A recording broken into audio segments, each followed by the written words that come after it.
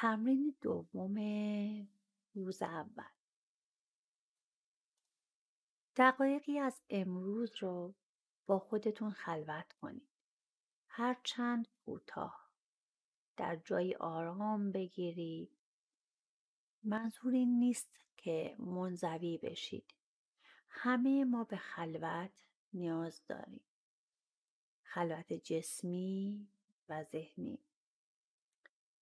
چیزی که در هیاهوی دنیای امروز اونو گم کردیم.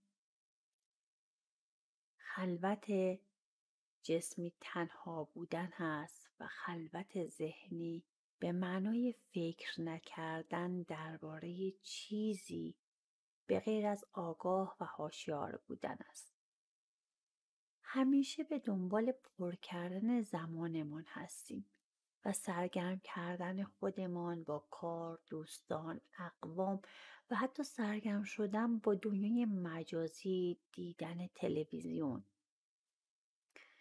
فارغ از اینکه خرد میوه خلوت است و خلوت انرژی بخش. دقایقی برای خود خلوت کنید، بنشینید، هیچ کاری نکنید. روی صندلی لم بدید. افکار زیادی شما رو سریع احاطه میکنه. فقط کافیه بنشینید و نظاره‌گر تنفس خود باشید. هر بار که فکری درون ذهنتون رو پر میکنه، یه نفس بکشید و توجهتون رو معطوف کنید به دم و بازدم بدون اینکه تغییری ایجاد کنید بر دم و بازدمتون.